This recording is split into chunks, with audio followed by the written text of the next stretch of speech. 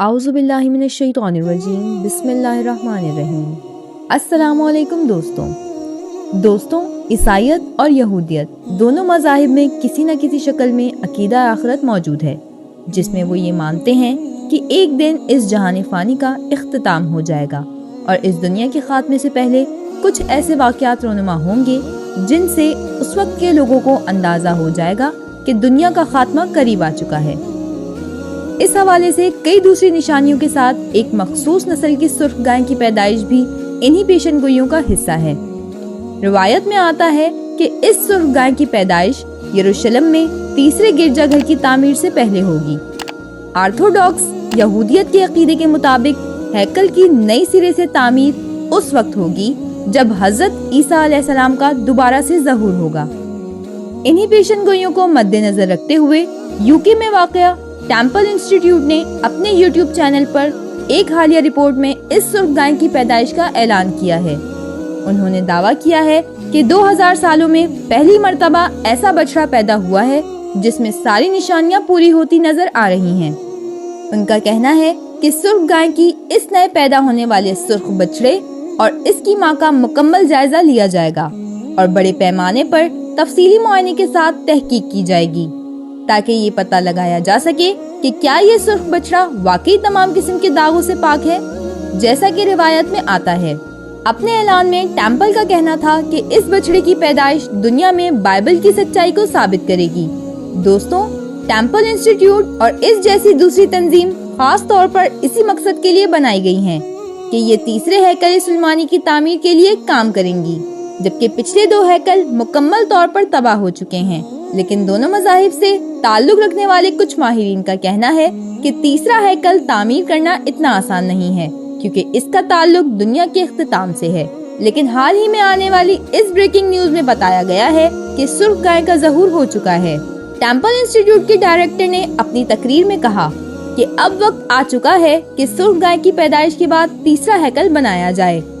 Temple institute کے YouTube channel پر video میں بچڑے کو اس کی ماں کے ساتھ دکھایا گیا ہے اور اعلان کیا گیا ہے کہ اسرائیل کی سرزمین میں ایک بالکل سرخ گائے پیدا ہوئی ہے، ہو بہو ویسی جس کا انتظار تھا۔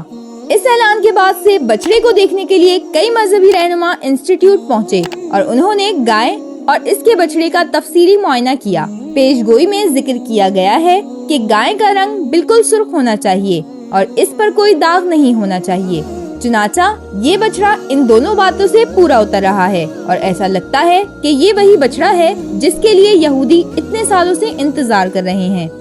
لیکن اس سارے معاملے میں ان مذہبی اسکالرز کی طرف سے ایک چیز پر اعتراض کیا گیا کہ اس بچڑے کی پیدائش کے لیے گائے کو جو ماحول فراہم کیا گیا ہے وہ قدرتی ماحول سے بالکل مختلف ہے۔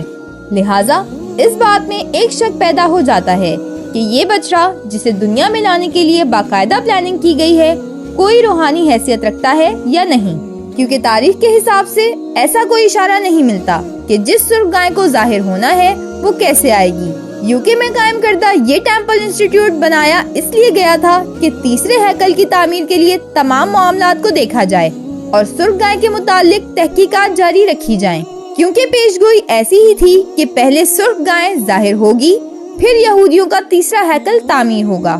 اور یہ سب انسانیت کے آخری دور میں ہوگا۔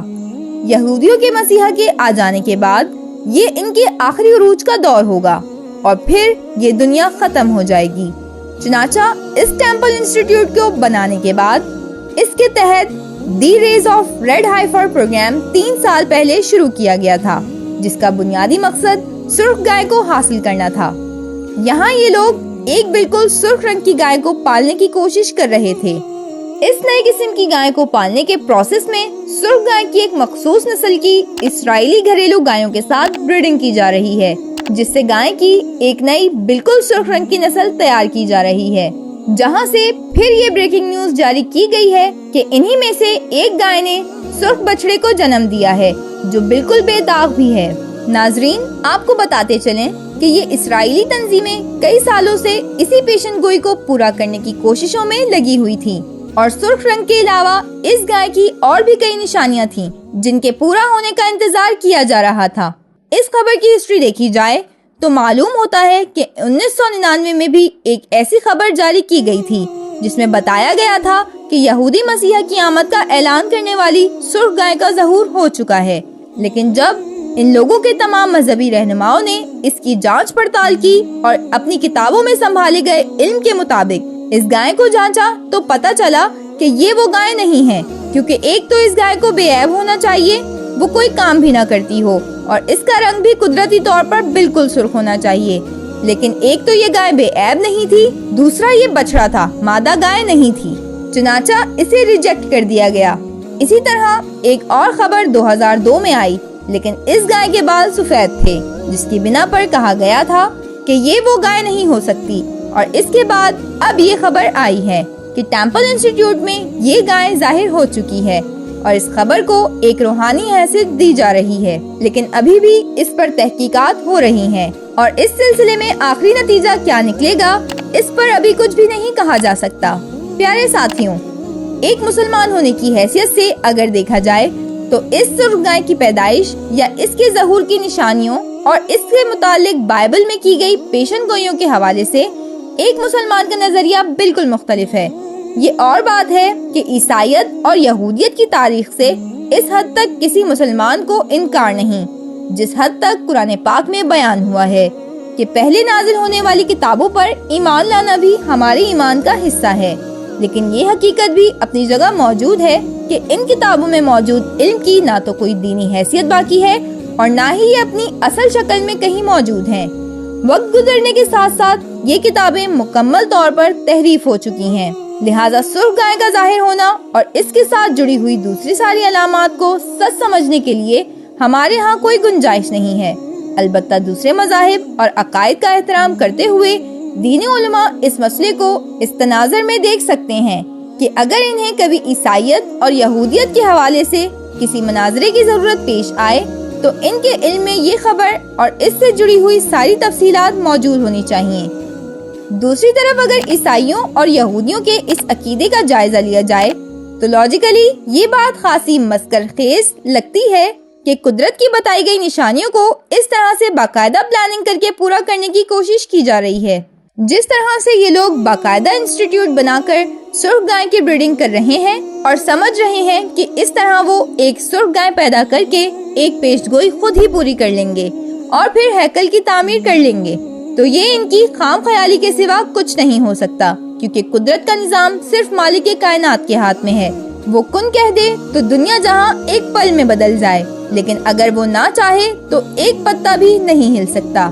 قیامت کے حوالے سے ہم بھی بہت ساری نشانیوں اور پیش گوئیوں پر یقین رکھتے ہیں، لیکن ہمارا ایمان اس بات پر پختہ ہے کہ کیا چیز کب ہوگی، کون سی نشانی کیسے اور کس انداز میں پوری ہوگی اور دنیا کے کس حصے میں ہوگی، یہ علم سوائے اللہ تبارک و تعالیٰ کے اور کسی کے پاس نہیں ہے۔ چنانچہ انسان کو چاہیے کہ وہ قیامت کی نشانیوں کو خود پورا کرنے کی کوششوں میں ہلکان ہونے کے بجائے اپنے ایمان کی تجدید کرے اور آخرت کی فکر کریں۔ دعا ہے اللہ تمام مسلمانوں کو دین اسلام کو سمجھنے اور اس پر مکمل طور پر عمل کرنے کی توفیق عطا فرمائے، آمین۔